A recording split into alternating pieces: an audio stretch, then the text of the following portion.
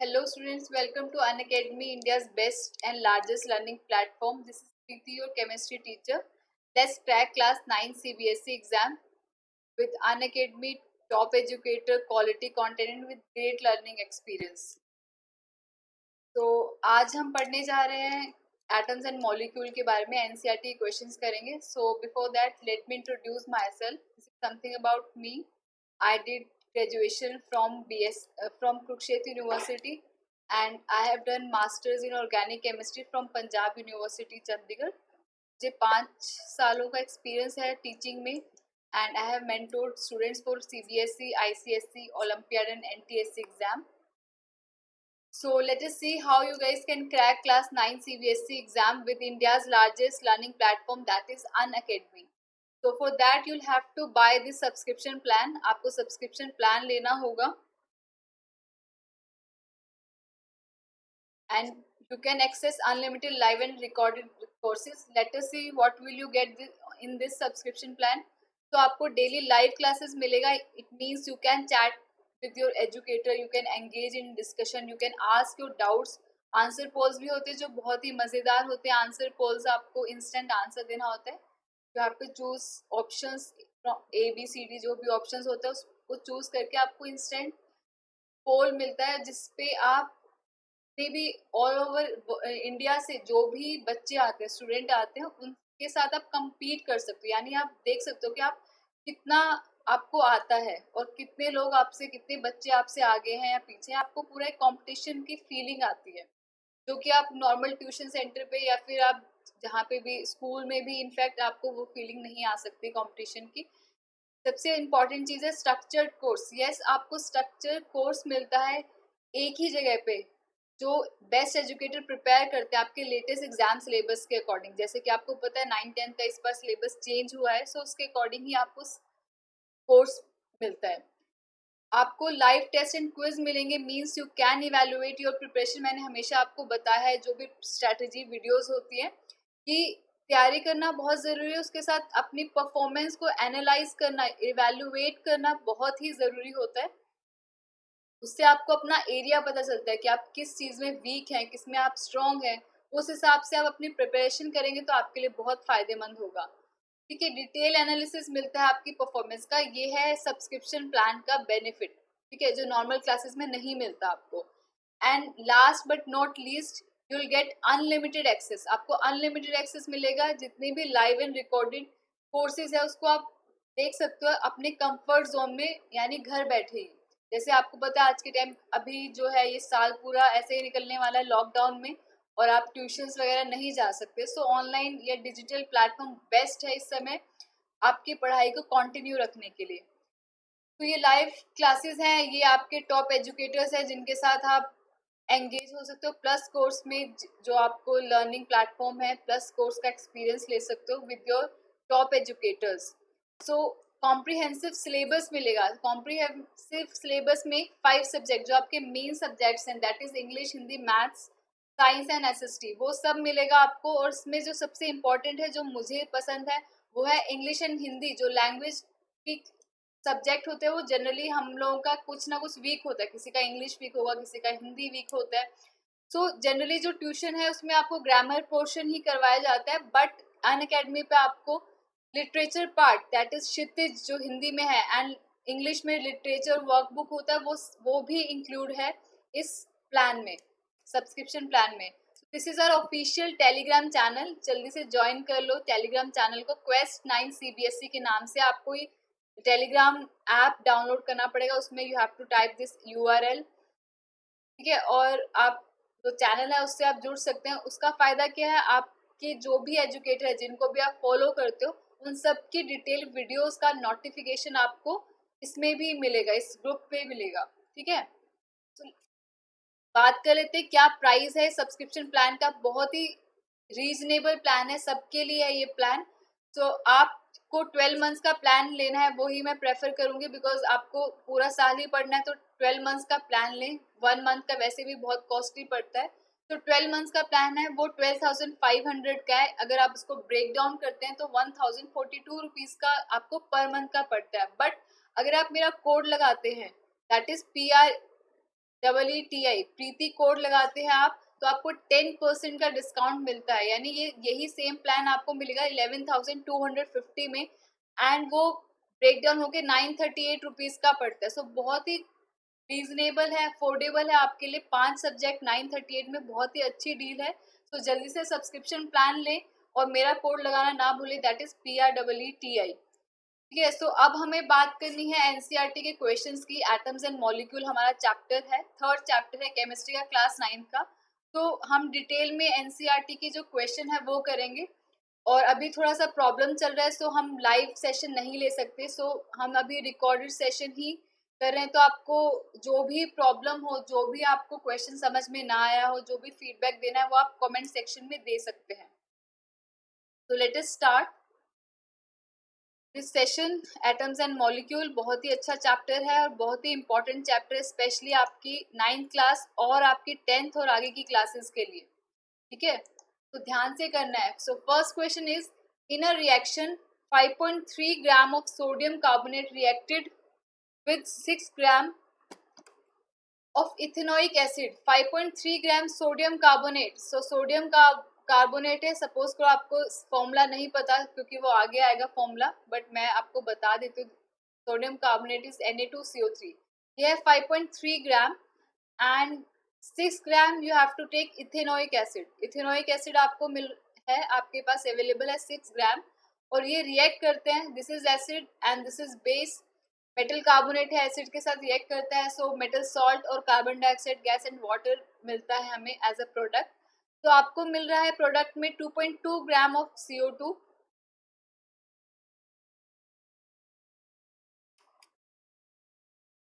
2.2 gram of CO2,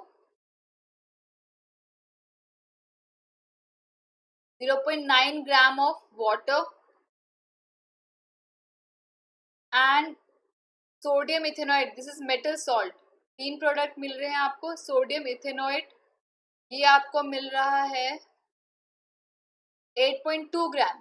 now you have to show that these observation are in agreement with the law of conservation of mass. ठीक है, ये आपको दिया भी हुआ है रिएक्शन, सो दैट अगर आप कंफ्यूज हो रहे हैं तो आप रिएक्शन देख सकते हैं।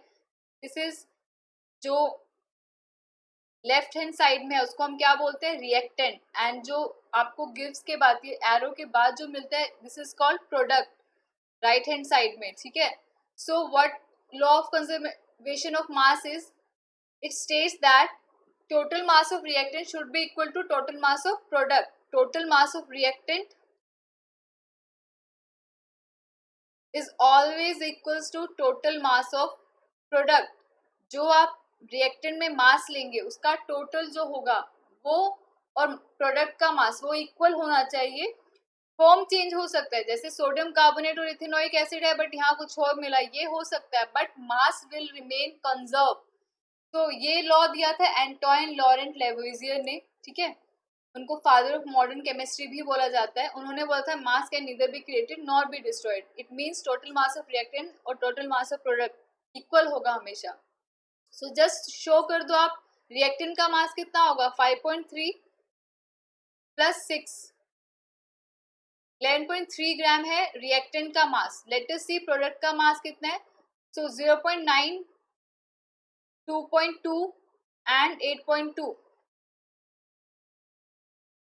ये है 11.3। सो आप क्लियरली देख रहे हैं रिएक्टेंट एंड प्रोडक्ट में जो मास है वो बिल्कुल सेम है। So it means we can say this reaction is in agreement with the law of conservation of mass. I hope आपको क्लियर हो गया होगा। नेक्स्ट क्वेश्चन करते हैं।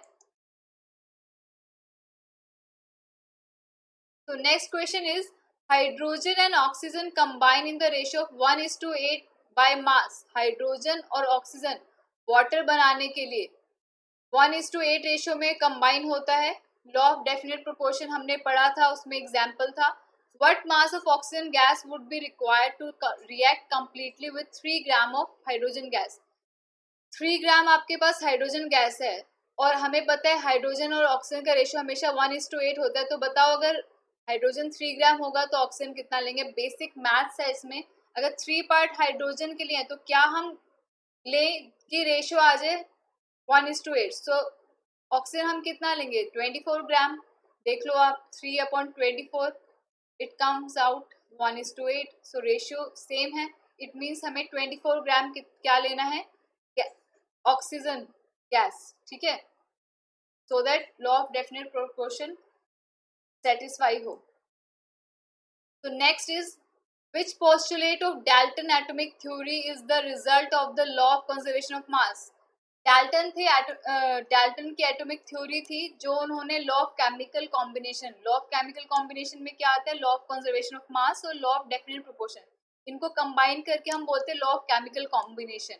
सो इनको ऑब्जर्व किया था और ग्रीक डेमोक्रिटस जो फिलोसफर थे जिन्होंने एटमोस दिया था, और महर्षि कन्नड़ जो इंडियन फिलोसफर थे, इन्होंने भी एटम की बात करी थी, उनका आइडिया रिवाइव किया था और लेवोइजियर ने काफी हेल्प करी थी, मतलब उनके लॉ ने काफी हेल्प करी थी एटम के बारे में समझने के लिए।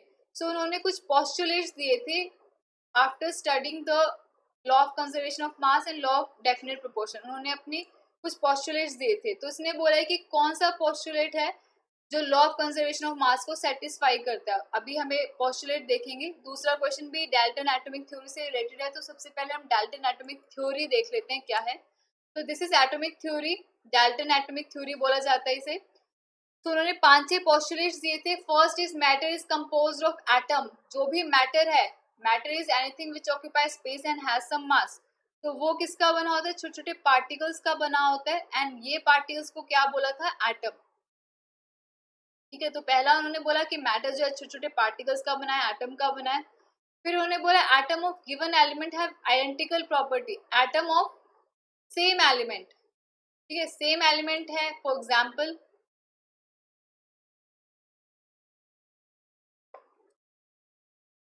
लेट्स से कॉपर की एक वायर है, so obviously it is a matter, so it is made up of small tiny particles, atom का बना हुआ है। तो अकॉर्डिंग टू डाल्टन कि जितने भी इसके पार्टिकल हैं, बहुत सारे पार्टिकल्स होंगे, वो सब आइडेंटिकल हैं, एक जैसे हैं, हर चीज में बिहेवियर उनका बिल्कुल सिमिलर है, ठीक है। और डिफरेंट एलिमेंट है, फॉर एग्जाम्पल आयरन को ले लें, तो आयरन भी अगेन छोटे पार्टिकल्स का बना है, बट आयरन के एटम और कॉपर के एटम ये दोनों सेम नहीं हो सकते, ये डिफरेंट है, दे हैव डिफरेंट प्रॉपर्टीज। दूसरा उन्होंने बोला था atom combine in whole number ratio, मतलब ऐसा नहीं होता कि हाइड्रोजन वाटर जो है 1/H1/2O होगा या H3.5 हो, इस टाइप का कभी भी फॉर्मूला नहीं होगा, ये बोला था उन्होंने। सिंपल होल नंबर रेशियो होता है, छोटे छोटे होल नंबर होते हैं। फिर उसके बाद उन्होंने बोला the relative number and kind of atom are constant in a given compound, ठीक है। Last one is atom can neither be created nor be destroyed in a chemical reaction. So this postulate of Dalton is related to Antoine Lavoisier का जो law of conservation of mass है, उन्होंने क्या बोला था, mass can neither be created nor be destroyed, और कोई भी मैटर का मास, उसमें क्या होता है, एटम, बेसिकली एटम का ही मास होता है। सो ये उसी का रिजल्ट है कि एटम को आप डिस्ट्रॉय नहीं कर सकते, इट मीन्स मास को भी नहीं डिस्ट्रॉय कर सकते, ठीक है। तो इसका आंसर क्या होगा, जो फर्स्ट है लॉ ऑफ कंजर्वेशन ऑफ मास, इसका पोस्टुलेट नंबर ये होगा, ये होगा आंसर। ये दूसरा भी इसी से रिलेटेड है, देखते हैं। तो which postulate of Dalton atomic theory can explain the law of definite proportion. Definite proportion क्या बोलते हैं पहले आपको ये पता होना चाहिए। So what is law of definite proportion, it states that, ये कहता है आपको कि आप कहीं से भी पानी लें, मेरे घर का पानी हो, आपके घर का पानी हो, कहीं का भी पानी हो, पानी का जो, बिकॉज पानी is compound, water is a compound, so उसका जो फॉर्मूला होगा, जो केमिकली कंबाइन हुआ है, वो हमेशा सेम होगा, सेम रेशियो में कंबाइन होगा। जैसे वाटर हमेशा 1:8 रेशियो में ही कंबाइन होगा। कोई भी सोर्स लो, whatever source you are taking, it will combine in a fix ratio by mass. पानी को आप ऐसे भी बना सकते हो, पानी बन सकता है एसिड और बेस के रिएक्शन से भी, बट पानी का क्या होगा, कॉम्पोजिशन हमेशा सेम रहेगा, सेम फॉर्मूला होगा। तो ये कौन बोल रहा है, देखते हैं। आप मेरा अनअकैडमी पे जो क्लासेस है, स्पेशल क्लास, वहां पे भी आप आ सकते हैं। मैं 10th क्लास को 8:30 to 9:30 पढ़ाती हूँ इवनिंग में, और 9th क्लास को 1:30 to 2:30, तो आप वो भी ज्वाइन कर सकते हैं क्लास। काफी इंटरेस्टिंग क्लास होती है, उसमें पोल्स लेते हैं, बहुत मजा आता है पोल्स करने में, क्विज करने में।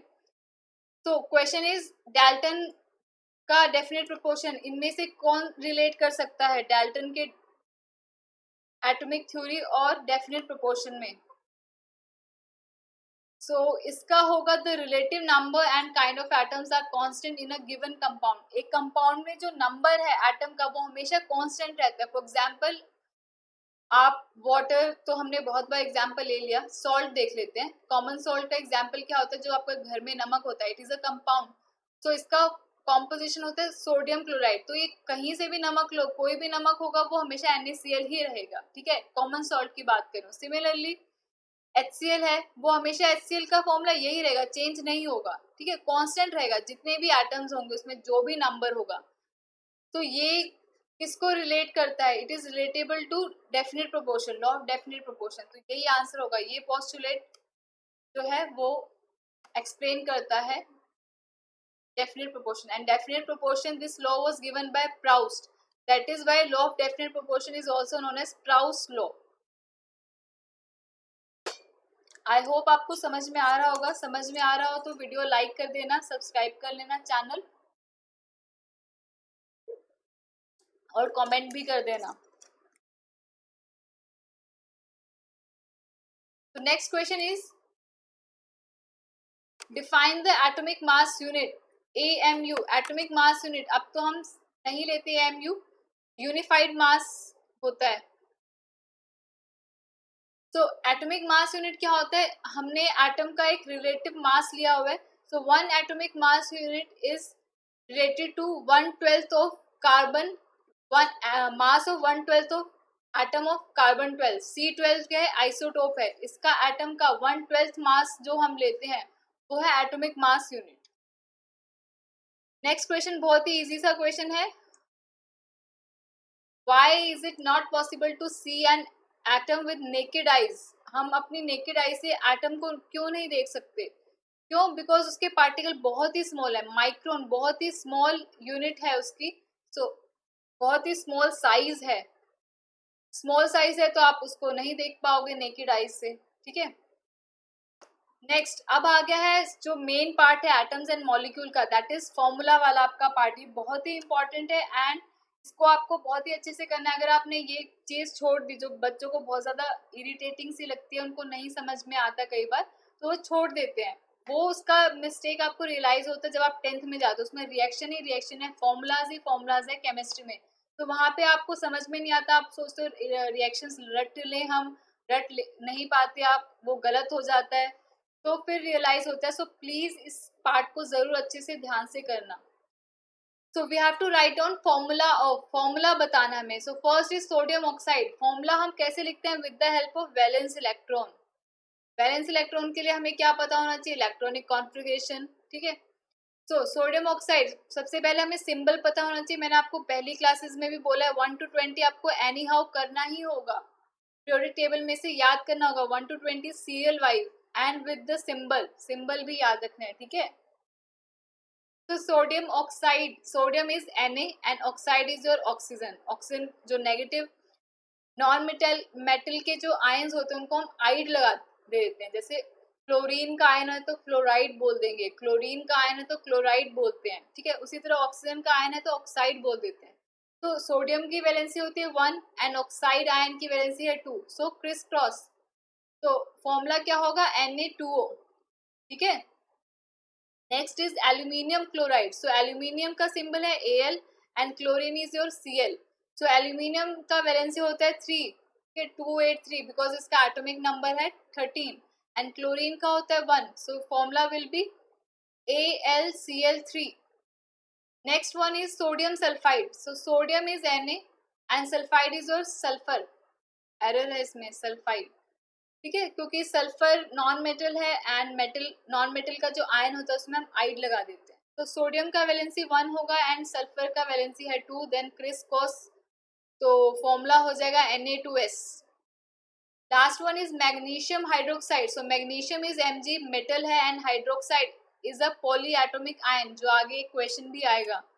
So magnesium is 2 and this is 1, so criss cross करेंगे, so MgOH2 नहीं होगा, MgOH whole twice होगा, ठीक है, ध्यान रखना है।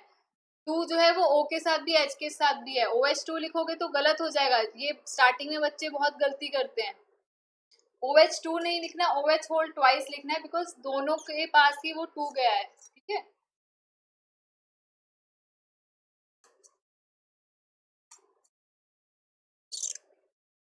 Next one is write down the names of compound। अब आपको फॉर्मूला गिवन है and you have to write the name of this compound. Formula given है आपको, so this is aluminium and SO4 is polyatomic ion जिसको बोलते हैं sulphate. So नाम क्या होगा इसका, name of the compound will be aluminium sulphate. Next one is Ca is calcium and Cl is chlorine. आपको बताया था जो नॉन मेटल है वो रिएक्ट करते हैं तो उनका नाम में चेंज आ जाता है, उनके नाम में आइड लग जाता है, तो ये कैल्शियम क्लोरीन नहीं होगा, it will be calcium chloride. Next one is K is potassium and SO4 अभी बताया आपको, it is sulphate, so it will be potassium sulphate. Next one is K potassium and NO3 is an iron, it is nitrate, nitrate ion होता है ये, so potassium nitrate. Last one again calcium and this is carbonate, carbonate ion है, so it will be calcium carbonate. Next, what is meant by the term chemical formula. Chemical formula क्या होता है, the way of representing chemical compound with the help of number of atom and symbol. Short hand method है represent करने का, calcium carbonate कितना बड़ा है, reaction करेगा तो कितना लंबा हो जाएगा, सो हम इसको शॉर्ट में उसका निकनेम रख देते हैं। जैसे आपके घर में भी आप लोगों के निकनेम होते हैं ना, चीनू मीनू चुन्नू ऐसे, वैसे ही इनके भी नाम होते हैं, निकनेम तो नहीं बोलेंगे, ऑफिशियल नाम होता है इनका with symbol. So chemical formula क्या होता है, सिंबल होता है, वे ऑफ रिप्रेजेंटिंग जो ऑल ओवर वर्ल्ड में सेम रहता है। ऐसा नहीं कि इंडिया में मैं पोटेशियम को पोटेशियम बोलूंगी और किसी और जगह पे जर्मनी में मैं कुछ और बोल दूंगी, सो सेम रहेगा, ये इजी रहता है मेथड, इसको हम बोलते हैं chemical formula. How many, next question, how many atoms are present in H2S molecule and phosphate ion. कितने एटम्स प्रेजेंट है, सो हाइड्रोजन के 2 एटम एंड सल्फर का 1, तो टोटल 3 एटम प्रेजेंट है। सिमिलरली यहाँ पे फॉस्फोरस का 1 एंड ऑक्सीजन का 4, टोटल 5 एटम प्रेजेंट है। नेक्स्ट अगेन हमें फॉर्मूला लिखना है, so sodium, first one is sodium oxide. So sodium बताया था आपको Na होते हैं एंड ऑक्सीजन, ऑक्साइड मतलब ऑक्सीजन, सो सोडियम का 1 है वैलेंसी, ऑक्सीजन का 2 है, criss cross Na2O is the answer. Aluminium chloride same ही है, ये तो लगता है रिपीट हो गया क्वेश्चन, सेम है ये आप खुद करके देखोगे और मुझे बताओगे कि आपका आंसर सही है या नहीं। चलो आगे बढ़ते हैं, ये भी सेम हो गया, रिपीट हो गया question.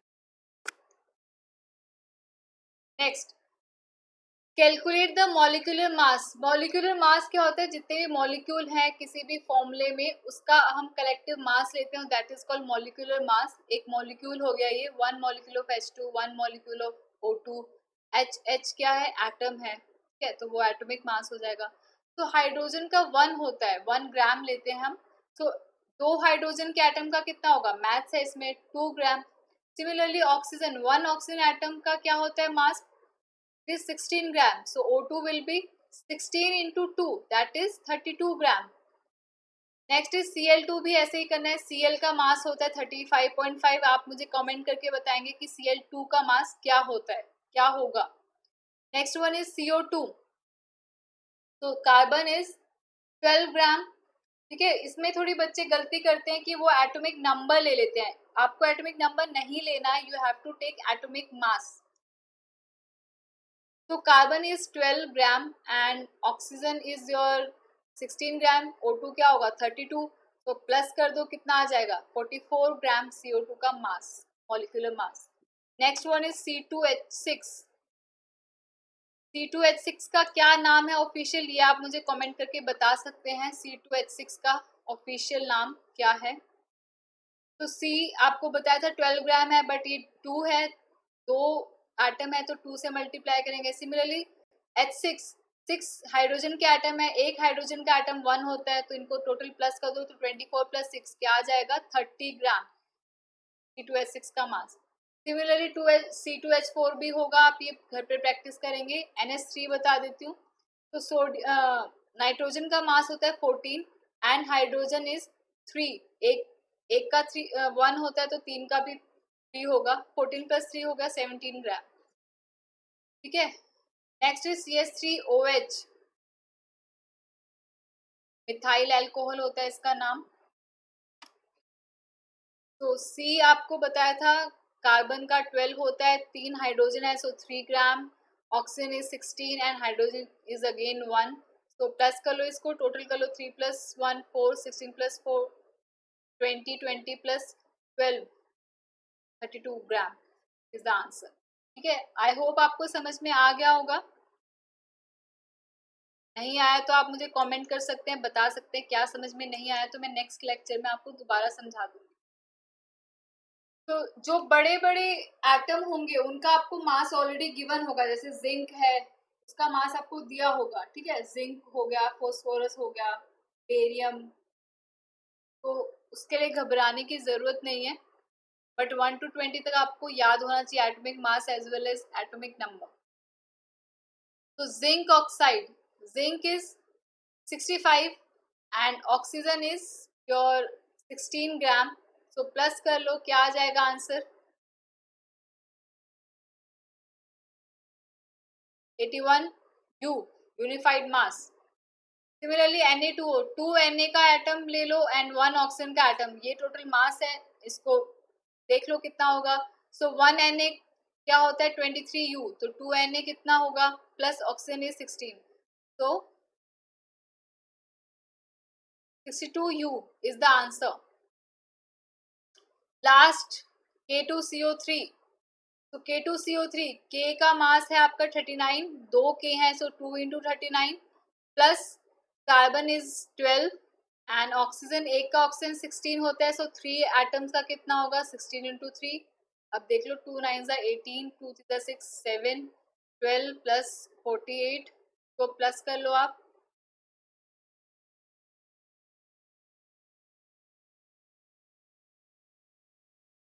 One 38 is the answer. ये लगाना बहुत जरूरी है यूनिट, नहीं तो हाफ मार्क्स काट लेगी ma'am.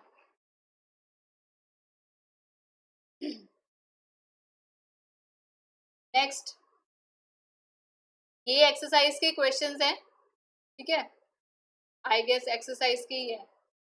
So what are polyatomic ion, give example. Very important question, आपके एग्जाम पर्सपेक्टिव से बहुत इंपॉर्टेंट है, जनरली स्कूल्स में पूछा जाता है ये डेफिनेशन। सो पॉली एटॉमिक आयन, 3 चीजें हैं इसमें, पॉली, एटॉमिक एंड आयन। तो पॉली का मतलब क्या होता है, many, multi. Atomic means atom, ion आपको पता है एनीथिंग हैविंग चार्ज, पॉजिटिव और negative. So basically group of atom having charge is called polyatomic ion. Group of atom, 2 या 2 से ज्यादा एटम्स का ग्रुप जिसमें चार्ज हो उसको हम बोलते हैं polyatomic ion. For example sulphate, 2 atom है और उस पर एक चार्ज है 2 negative. Hydroxide OH negative, hydrogen carbonate 3 atom है HCO3 negative. So these are example of polyatomic ion. तो पॉलीएटॉमिक आपको पता चल गया, तो इसके अकॉर्डिंग आपको क्वेश्चन दिया हुआ है जिसमें कुछ आयंस की बात भी करी है। First one is magnesium chloride. So magnesium is your Mg and chloride मतलब क्लोरीन। इसका 2 होता है वैलेंसी, इसका 1 होता है, इसको कंबाइन करो क्रिस क्रॉस करके, सो it will come out MgCl2. So this is the formula of magnesium chloride. Next one is calcium oxide. So calcium is your Ca and oxygen मतलब O, तो 2 2 criss cross Ca2O, sorry Ca2O2, सो 2 से 2 हट जाएगा, but आपको cancel करके नहीं दिखाना, maths नहीं लगानी, हम ओवरऑल लिखेंगे इसकी CaO होगा, ठीक है। So aluminium chloride Al, chloride बोले तो क्लोरीन, इसका 3 इसका 1, criss cross AlCl3 is the answer. Copper nitrate रह गया, सो copper is Cu, nitrate is NO3 negative, 1 होता है, इसका 2 होता है, की वेरिएबल वैलेंसी होती है, 1 भी होती है 2 भी होती है, तो CuNO3 whole twice. Calcium carbonate Ca है, कैल्शियम कार्बोनेट अभी बताया CO3 2 नेगेटिव, 2 2 क्रिस क्रॉस, तो ये बन जाएगा CaCO3, 2 2 कॉमन है, हट जाएगा, ठीक है।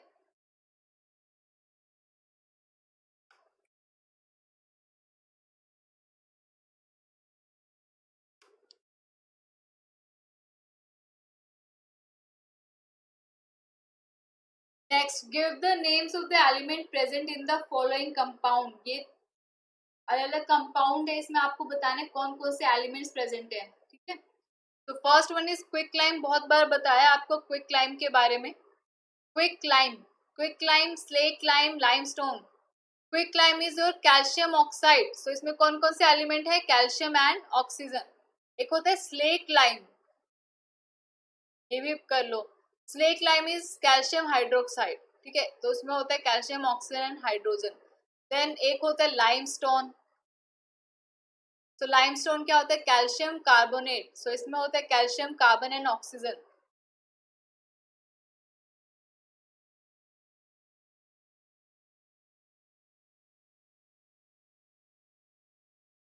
तो ये होगा calcium oxide, calcium and oxygen.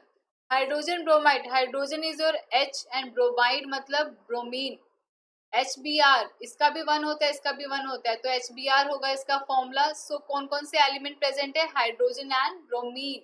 So baking powder बहुत ही स्पेशल है, आपके किचन में अवेलेबल होता है, सबके घरों में होगा। तो बेकिंग पाउडर क्या होता है, बेकिंग सोडा होता है, एक बेकिंग पाउडर होता है। So baking powder is your sodium hydrogen carbonate, तो इसमें क्या क्या प्रेजेंट होता है, sodium, hydrogen, carbon and oxygen. Next one is potassium sulphate, potassium sulphate is KSO4, ये 1 ये 2, तो ये क्या होगा K2SO4, तो इसमें क्या क्या प्रेजेंट है, पोटेशियम है, सल्फर है एंड ऑक्सीजन।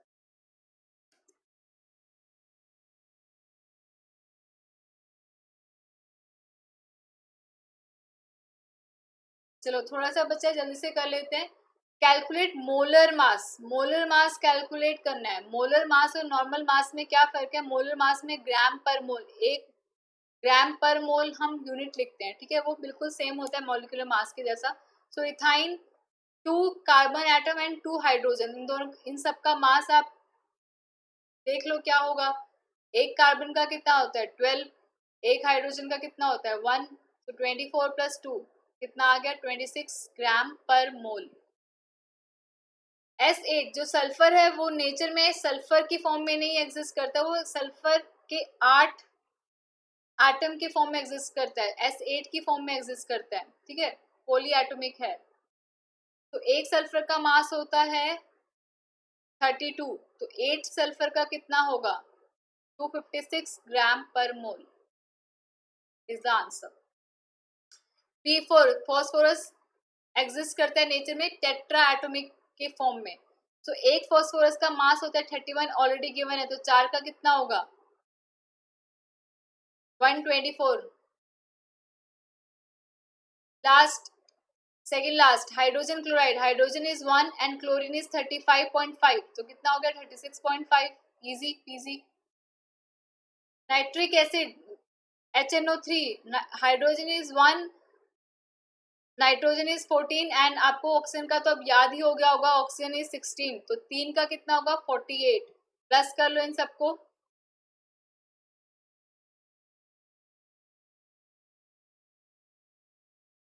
63 आएगा आंसर, ठीक है।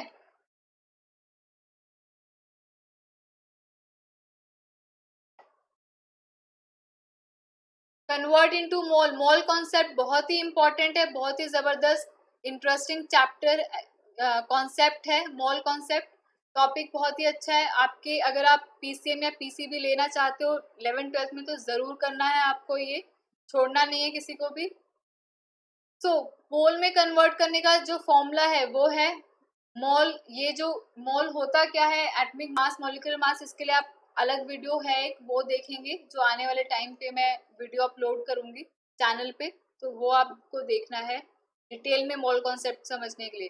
तो नंबर ऑफ मोल का फॉर्मूला होता है जो आपको याद रखना है। So number of mole is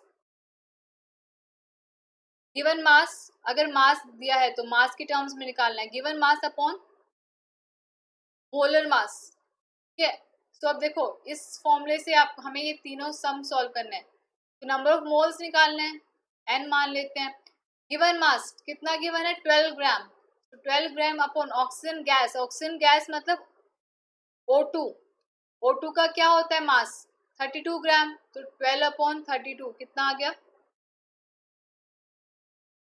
0.3 something आ गया moles, number of moles. Similarly 20 gram of water, so number of moles क्या होगा, given mass is 20 gram and water, water is your H2O। So 2H का कितना मास होगा 2, एंड एक oxygen का कितना मास होगा 16, तो टोटल कितना आ गया 18। तो 20 अपॉन 18, फ्रैक्शन में नहीं छोड़ना आपको, कोशिश करनी है कि डेसिमल में निकालो। ठीक है, ये होगा आंसर, डेसिमल में निकालना है आपको। Last 22 gram of CO2, carbon dioxide is CO2। पहले तो CO2 का मोलर मास देखो क्या होता है, कार्बन इज 12, एक ऑक्सीजन का मास 16 होता है, तो 2 का कितना होगा 32, 12 plus 32 comes out 44। So number of moles given mass is 20, given mass is, sorry,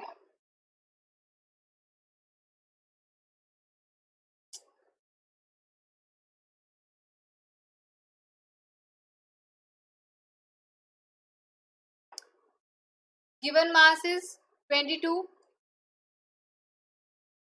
क्या हो रहा है ये,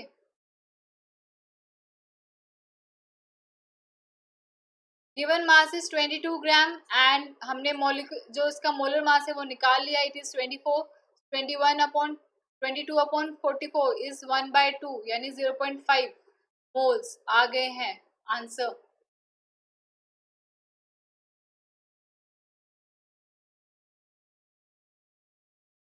next, what is the mass of 0.2 mole of oxygen atom, atom का पूछा, ये बहुत इंपॉर्टेंट है आपको याद रख, ध्यान से अपना दिमाग लगा के करना है। एटम की बात हो रही है या मॉलिक्यूल की बात हो रही है, किसकी बात हो रही है, अगर बोले ऑक्सीजन एटम मीन्स एक ऑक्सीजन एटम की बात हो रही है, अगर बोले ऑक्सीजन गैस तो oxygen gas exist as O2, diatomic की फॉर्म में एग्जिस्ट करता है।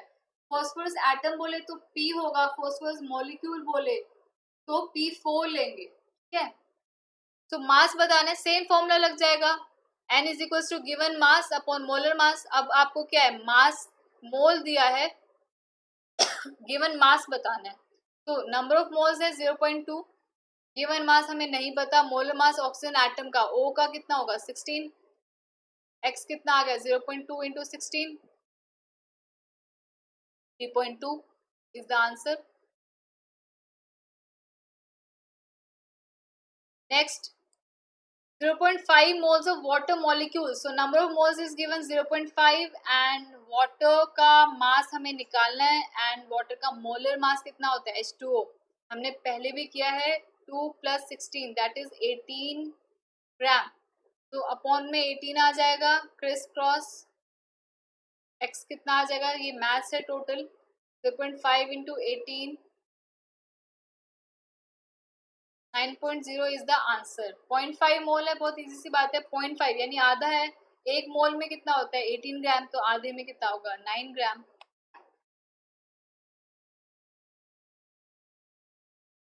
तो thank you for watching this video, अगर आपको पसंद आया है तो लाइक करें, बेल आइकन को प्रेस करें सो दैट आपको सारी नोटिफिकेशन मिले, टेलीग्राम चैनल ज्वाइन कर लें सो दैट आपको upcoming videos YouTube plus special class की वीडियो मिले, और सब्सक्रिप्शन प्लान लेना ना भूलें, उसके लिए आप मेरा कोड लगाएंगे, प्रीति कोड लगाना है आपको।